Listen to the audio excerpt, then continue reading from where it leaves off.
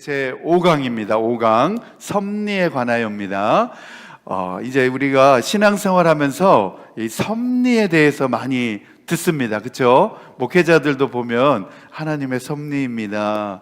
이런 이야기들을 종종 자주 하는데, 섭리 그러면 왠지 알 것도 같은데 정확하게 그게 어떤 의미일까 따지고 이렇게 이제 생각을 해보면 또 애매모호한 게 이 섭리라고 하는 단어입니다. 그래서 섭리, 하나님의 섭리가 성도님과 함께 있습니다. 그러면 하나님의 섭리, 그냥 짐작을 해서 하나님의 인도하심인가 도우심을 말하는 말인가, 그것을 섭리라고 하는가. 그래서 하나님이 도와주시는 거, 하나님이 강권적인 역사 가운데 지켜보고하여 주시는 것을 하나님의 섭리라고 말하는가, 이렇게 그냥 짐작으로 우리가 생각하게 되는데, 오늘 이 내용 가운데서 하나님의 섭리가 정확하게 어떤 의미인지에 대해서 함께 살펴보려고 합니다.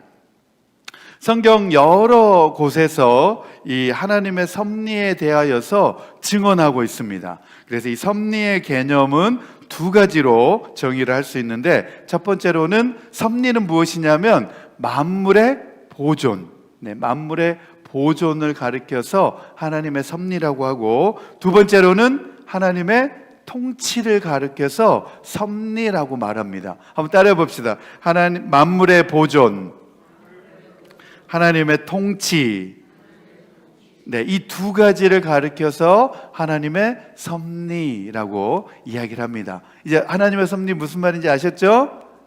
만물의 보존, 하나님이 보존하시는 것, 그리고 그것을 하나님이 통치하시는 것을 가리켜서 이것은 하나님의 섭리하십니다. 이렇게 우리가 이야기를 할 수 있습니다. 자, 첫 번째 주제입니다. 같이 읽겠습니다. 시작. 하나님은 만물이 그 존재를 유지하게 하심으로 그들을 계속 보존하십니다. 아멘. 여기 이제 나오죠. 그 존재를 유지하게 하심으로 그들을 계속 보존하십니다. 그랬습니다. 만물을 보존하고 그것을 통치하시는 것은 바로 하나님의 섭리라는 거예요. 그걸 누가 하시느냐? 바로 하나님이 하신다는 겁니다. 우리 히브리서 1장 3절 말씀 같이 읽겠습니다. 시작. 그는 하나님의 영광의 광채시요 하나님의 본체대로의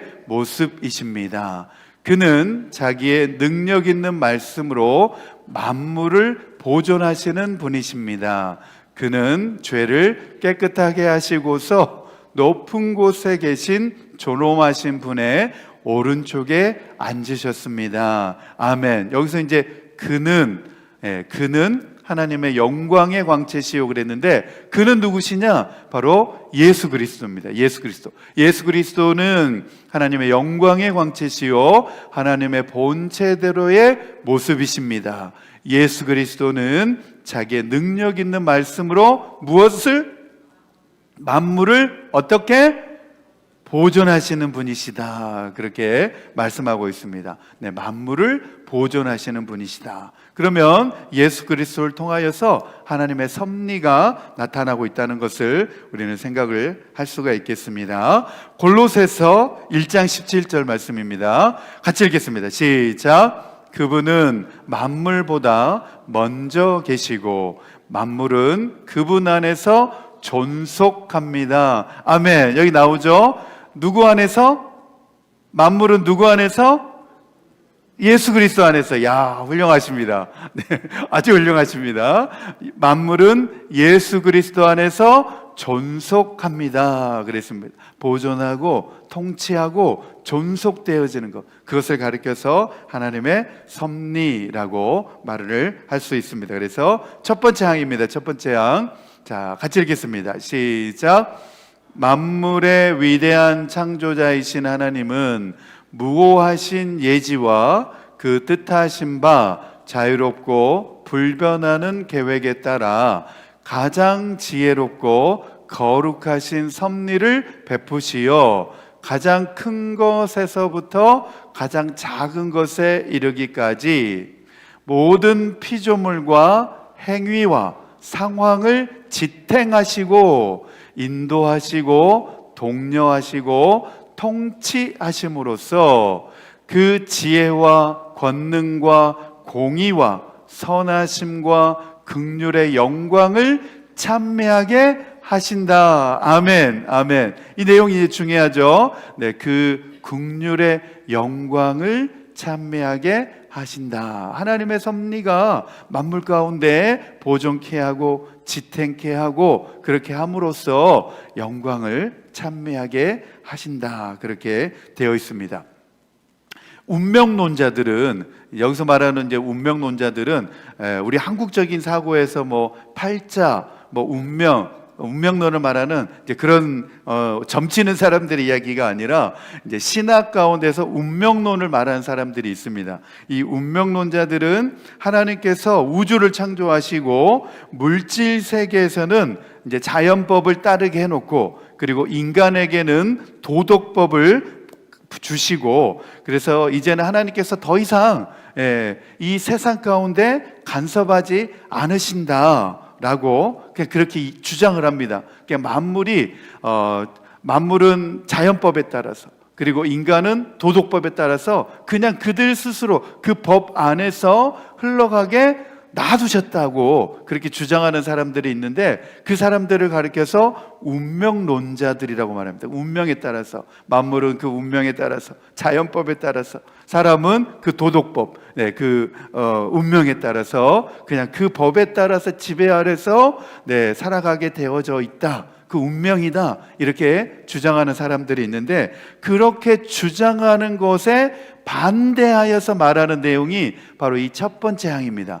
운명론자들의 그 주장에 반대하는 내용으로서 그것을 반박하는 내용으로서 말하는 내용이 바로 이 첫 번째 항입니다. 하나님께서는 그렇게 하지 않으신다는 거예요. 그냥 그대로 그냥 어떤 자연법에 어떤 도덕법에 따라 그냥 알아서 그냥 운명적으로 그냥 운영되도록 그렇게 놔두지 않으신다는 거예요. 만물의 위대한 창조자이신 하나님께서는 모든 피조물을 직접적으로 유지하시고 또 통치하시고 그분의 섭리가 가장 큰 것에서부터 가장 작은 것에 미치기까지 모든 피조물과 행위와 상황에 다 끼쳐지고 있고 영향력을 행사하고 계신다는. 그러니까 우리 지난 수요일에 우리 우주가 얼마나 큰지 영상으로 보셨죠? 그렇죠?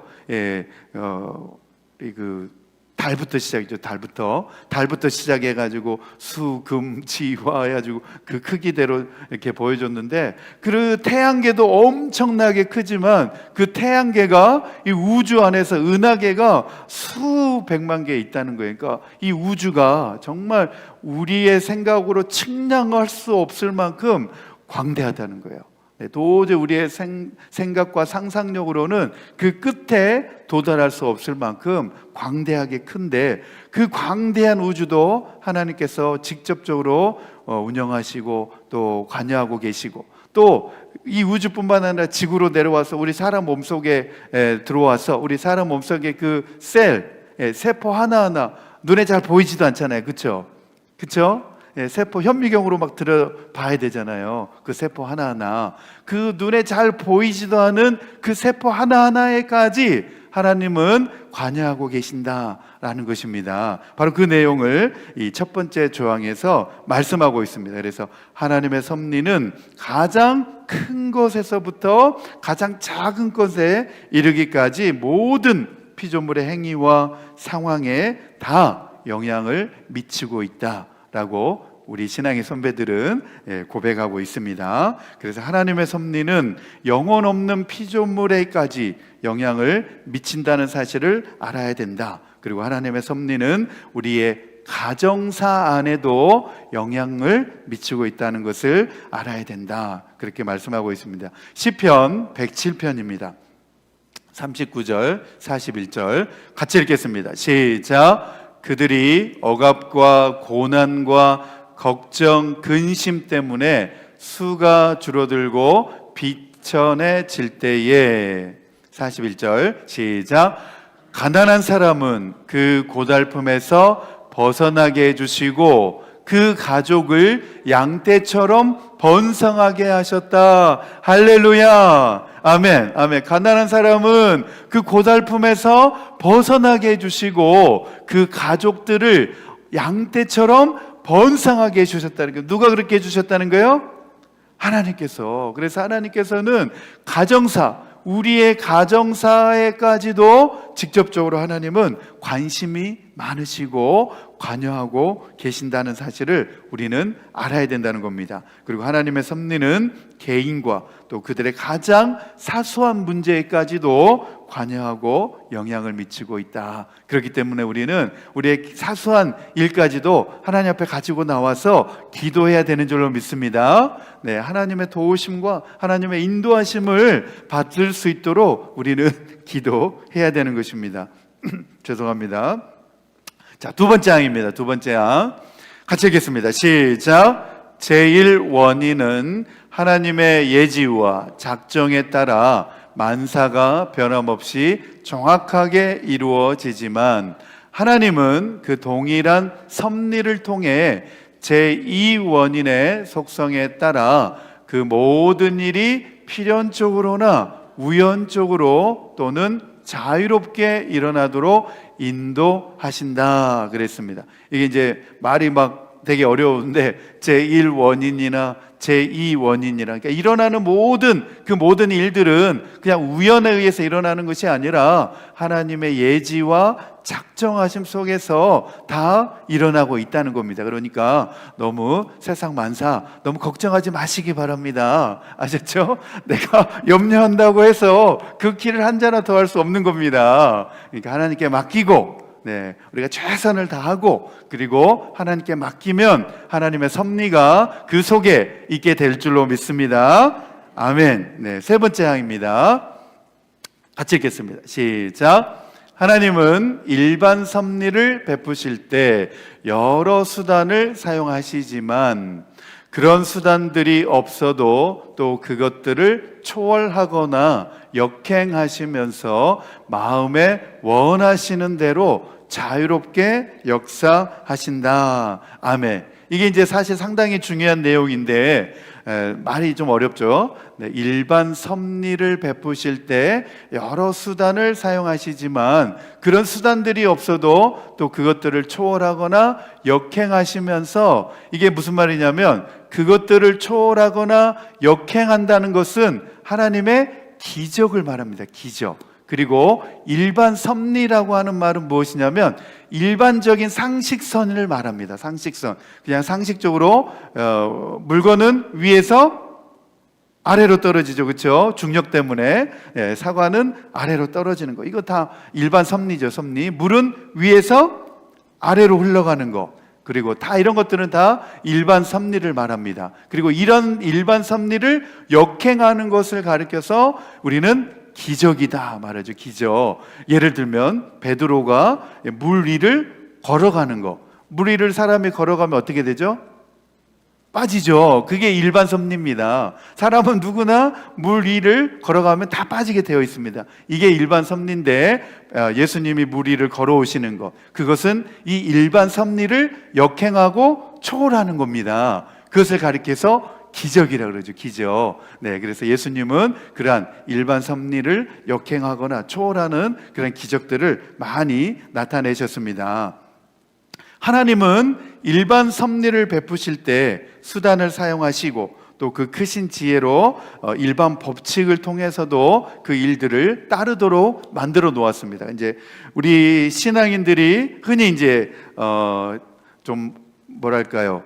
그 신앙생활을 하면서 자칫 오해하게 되는 소지가 생기는데 이제 몸이 아플 때 이제 이게 실제로 지금 있었기 때문에 그렇습니다. 실제로 이제 뉴스에 보니까 지난주인가 막 나오더라고요. 무슨 사건 해가지고 막 나오는데 그분이 이제 가톨릭 신자였던 것 같아요. 아주 유명한 사람인데 가톨릭 뭐 수도원 뭐 신부님이 뭐 기도하면 다 병이 고침 받기 때문에 약도 먹지 말고 병원에도 가지 말아라. 그래가지고 이제 그분이 막 병원도 안 가고 몸이 아픈데 약도 안 먹고 막 병원에서 처방해준 약도 막 다 그냥 쓰레기통에 버려버리고, 그리고 그냥 오직 수도원에 들어가서 기도만 막 이렇게 하다가 그냥 이제 죽게 된 겁니다. 그런데 우리는 신앙생활 하면서도 아주 건강한 신앙생활을 해야 됩니다. 우리 기도하는 것, 물론 우리 하나님이 우리 기도를 들어주시고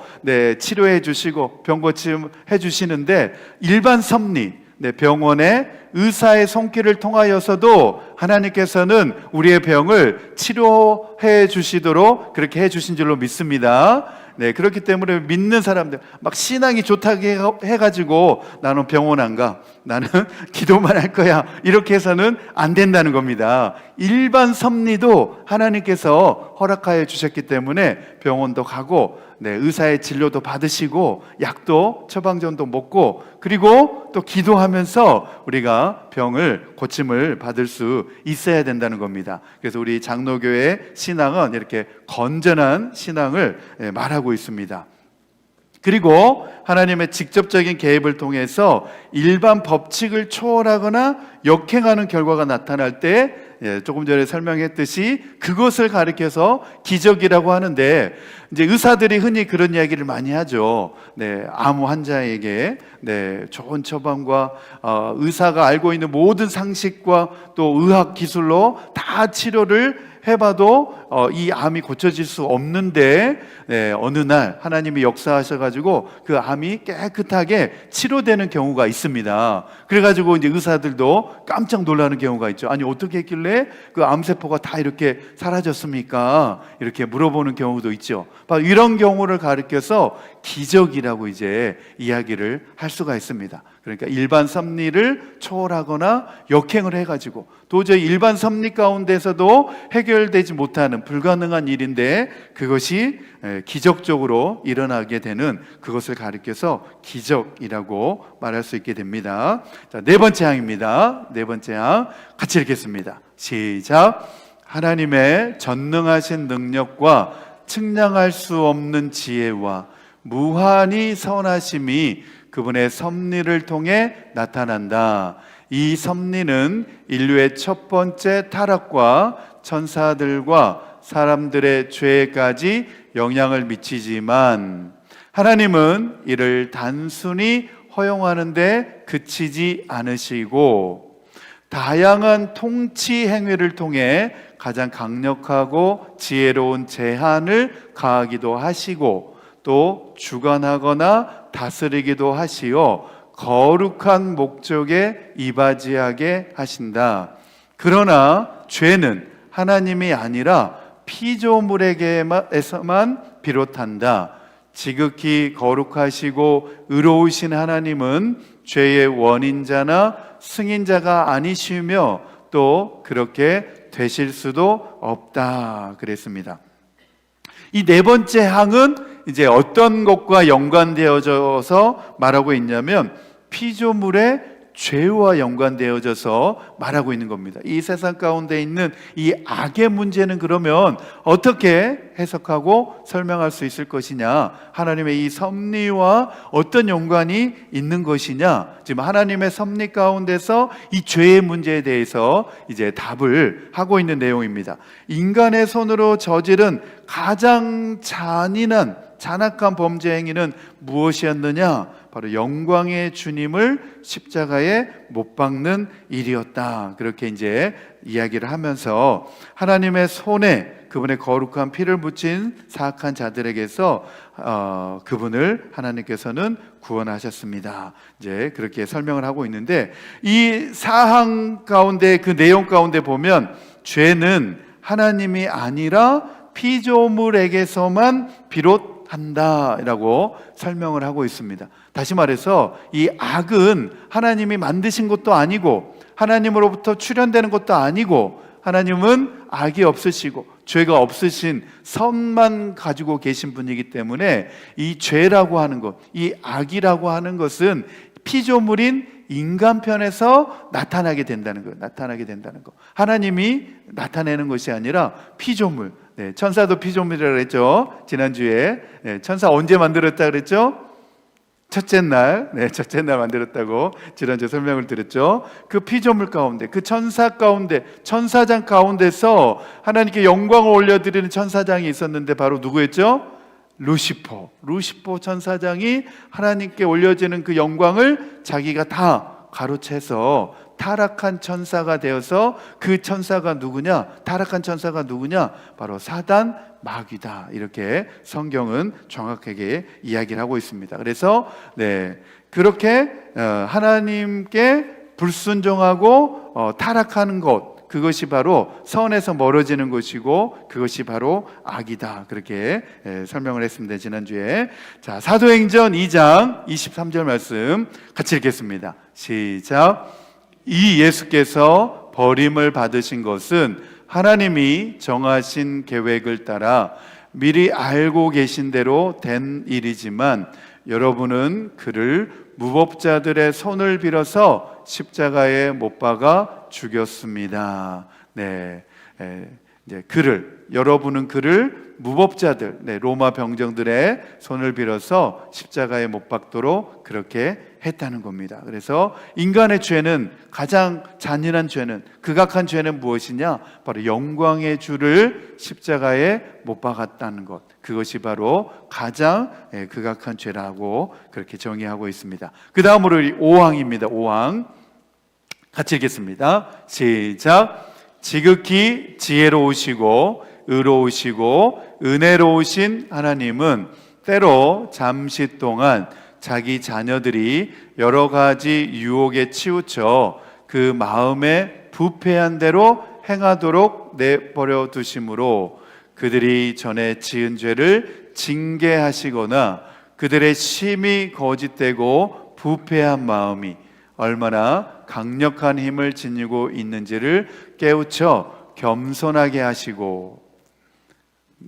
그 다음 늘 자신을 더욱 가까이 의지하게 하시며 더욱 깨어 앞으로 있을 모든 죄에 대비하게 하심으로써 의롭고 거룩한 목적을 이루도록 이끄신다. 아멘. 계속해서 이제 죄와 연관된, 죄와 관련된 이 섭리의 문제로 이 부분에 대해서 설명을 하고 있습니다. 하나님은 지극히 지혜로우시고 의로우시고 은혜로우시다는 거예요. 그리고 모든 일들에 대해서 이미 하나님은 다 알고 계시는데 자기의 자녀들이 여러 가지 유혹에 치우쳐서 그 마음에 부패한 대로 행하도록 내버려 두고 계실 수도 있다는 겁니다. 그래서 왜 그렇게 하시느냐? 바로 그들이 그런 유혹에 치우쳐서 전에 지은 죄를 징계하시거나 또 그들이 심히 거짓되고 부패한 마음이 얼마나 강력한 힘을 지니고 있는지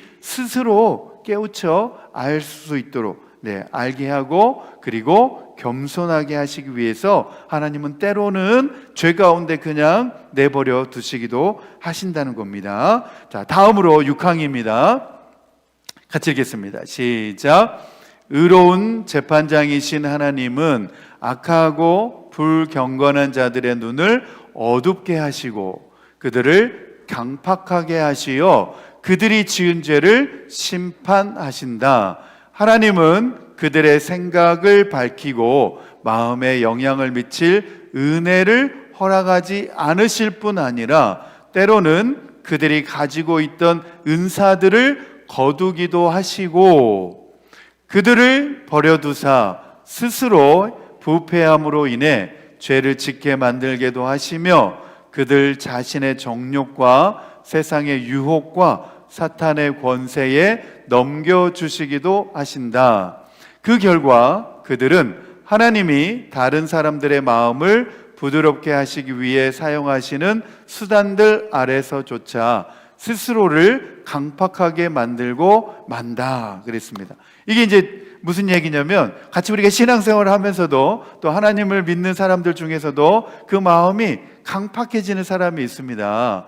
강팍해져 가지고 힘들게 하고 어렵게 하는 사람들이 있는데 바로 그 내용입니다.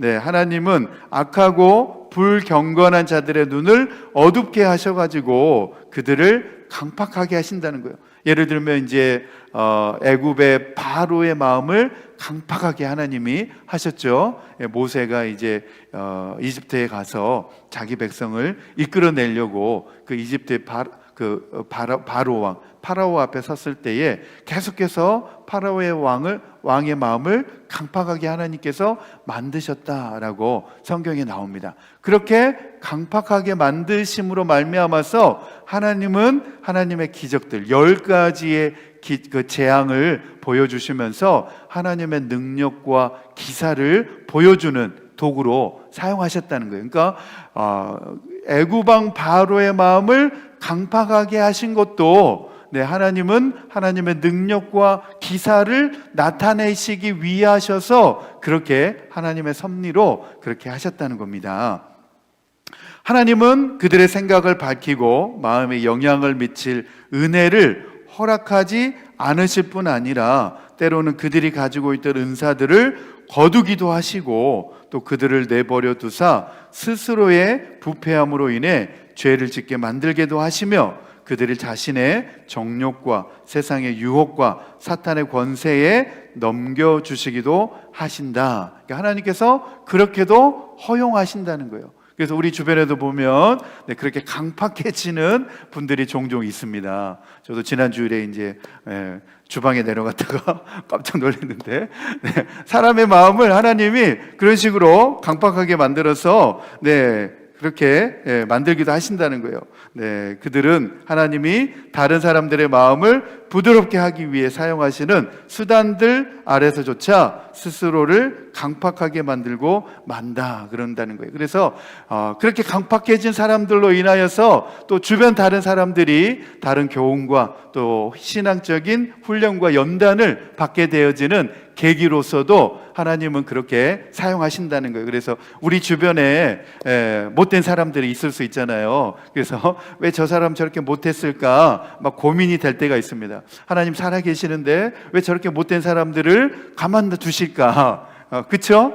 그런 생각 종종 들 때 있죠? 저만 그런 거 아니죠? 저렇게 못된 사람들이 왜 하나님은 그냥 살아계시는데 그냥 때리시지 그냥 저렇게 가만 두실까? 하나님 살아계신데 막 이런 생각이 들 수도 있는데 왜 놔두신다 그래요? 우리를 연단시키시고 훈련시키시고 또 하나님의 기적과 능력을 나타내시기 위해서 그러한 것조차도 그러한 강팍함과 완악함조차도 하나님은 섭리 아래 하나님의 그 섭리 가운데에 허용해 두신다라고 하는 내용입니다. 그래서 하나님은 사람을 유혹하거나 미혹해서 죄를 짓게 만드실 수 없는 분이시지만 그러나 하나님의 섭리를 드러내고 나타내시기 위해서는 때로는 그러한 일들도 허용을 하신다는 겁니다.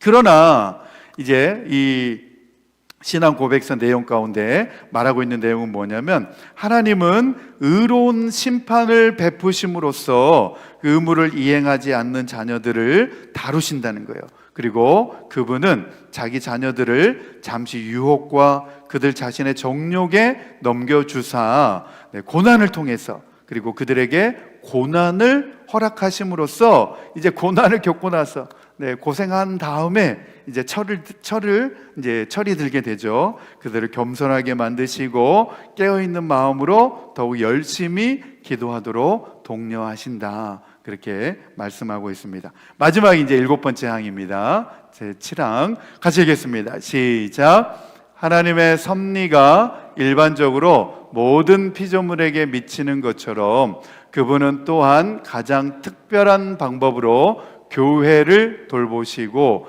만사를 섭리해 교회에 유익하게 하신다. 아멘, 아멘. 하나님의 섭리는 일반적으로 모든 피조물에게 있지만 또한 가장 특별한 방법으로 교회를 돌보시고 하나님의 교회를 돌보신다는 거예요. 그리고 만사를 섭리해서 교회에 유익하게 하신다. 그렇게 말씀하고 있습니다. 합력하여 선을 이루시게 하시는 줄로 믿습니다. 하나님의 일반 섭리는 모든 피조물에게 적용되고 또 특별한 섭리는 하나님의 교회와 그분의 백성들에게 특별하게 미치고 적용되어진다. 그렇게 말씀하고 있습니다. 역대하 16장 9절 말씀입니다. 같이 읽겠습니다. 시작. 주님께서는 그 눈으로 온 땅을 두루 살피셔서 전심전력으로 주님께 매달리는 이들을 힘있게 해주십니다. 이번 일에 임금님께서는 어리석게 행동하셨습니다. 이제부터 임금님께서는 전쟁에 휘말리실 것입니다. 그랬는데 그 위쪽에 보면 주님께서는 그 눈으로 온 땅을 두루 살피셔서 전심전력으로 주님께 매달리는 이들을 힘있게 해주십니다. 그랬습니다. 예, 전심전력으로 주님께 매달리는 이들을 힘있게 능력있게 기도응답을 해주십니다. 그런 의미입니다. 그래서 우리는 달려야 될 줄로 믿습니다. 네, 자 이제 오늘 말씀을 우리 정리를 해보면 우리 실천을 위한 적용입니다. 첫 번째 같이 읽겠습니다. 시작. 가장 지혜롭고 거룩하신 만물의 위대한 창조자이신 하나님의 그 뜻하신 계획에 따라 나의 상황을 지탱하시고 인도하시고 독려하시고 통치하심을 확인하고 내 삶 속에서부터 하나님의 지혜와 권능과 공의와 선하심과 긍휼의 영광을 찬미하며 살겠습니다. 아멘, 아멘. 이 사실이 너무나 중요한데 저도 이제 이런 경험들을 많이 가지고 있습니다. 저는 이제 목회자이기 때문에 항상 편하고 순탄한 길만 걸어왔다라고 생각하면 큰 오산입니다. 네, 저도 고생 많이 했습니다. 네, 많은 고생하고 또 이민 와가지고도 이제 생각했던 대로 계획했던 대로 뜻하지 않게 그 일들이 잘 풀어지지 않을 때가 있었습니다. 그래서 지금 당장 내 눈앞에 보일 때는 이게 이제 다 실패처럼 보이는 때도 있었습니다. 그러나 내 눈에 보이기에는 그것이 다 끝난 것 같고 실패한 것처럼 보이지만 그러나 하나님의 뜻은 내 생각을 뛰어넘어서 다른 곳에 있었다는 거예요.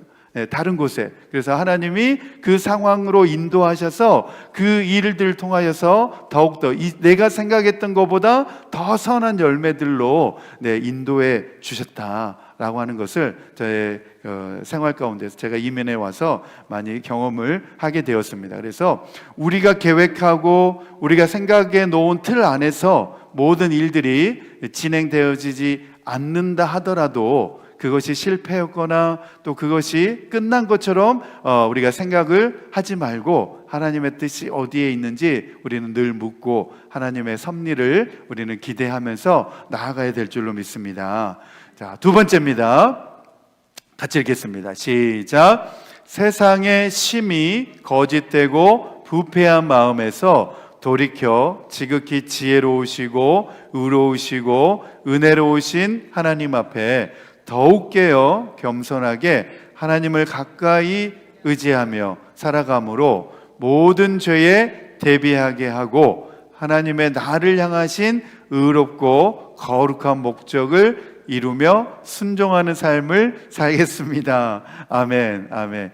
이 실천을 위한 적용도 어렵네요. 그렇죠? 세상에 심히 거짓되고 부패한 마음에서 우리가 돌이켜야 된다는 거예요. 세상의 그 가치관 또 세계관을 따라 사는 것이 아니라 우리는 지극히 지혜로우시고 의로우시고 은혜로우신 하나님 앞에 하나님의 말씀을 우리 삶의 원리로 또 기본 원리로 삼고 우리는 더욱 깨어서 겸손하게 우리는 살아가야 되고 그 삶이 바로 하나님을 가까이 의지하며 살아가는 삶이라는 거예요. 그리고 모든 죄에 우리가 대비하게 하고 우리 죄를 범하지 않도록 죄를 짓지 않도록 우리가 늘 경계하고 하나님이 나를 향하신 뜻이 있습니다. 예정하심이 있고 섭리하심이 있습니다. 그 하나님의 의롭고 거룩한 목적을 우리는 이루며 순종하는 삶을 살아가야 된다는 것입니다. 네, 오늘 말씀을 이제 생각하면서 우리 결단하면서 찬양하기 원합니다. 우리 내 마음의 주여 소망되소서, 우리 찬양 부르시겠습니다.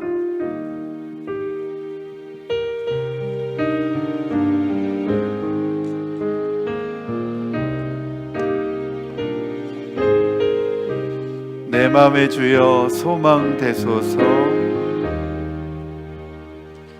내 마음의 주여 소망되소서.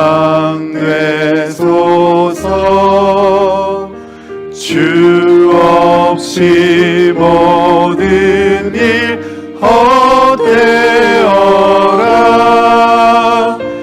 밤에나 낮에나 주님 생각, 잘 때나 깰 때 함께 하소. 지혜의 주여, 지혜의 주여 말씀으로서 언제나 주 안에 계시소서. 주는 내 아버지, 나는 아들. 주 안에 내가 늘 함께야. 세상의 영광, 세상의 영광 나 안 보여. 언제나 주님은, 언제나 주님은 나의 기여. 주님만 내 맘에 계시오니. 영원한 주님 참 귀하셔.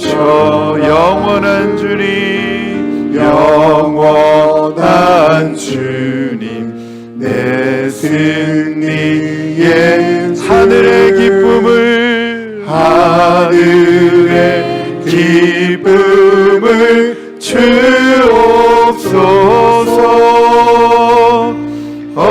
어떤 고난이 닥쳐와도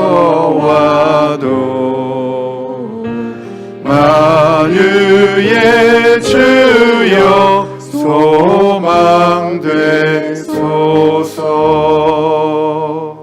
아멘, 아멘.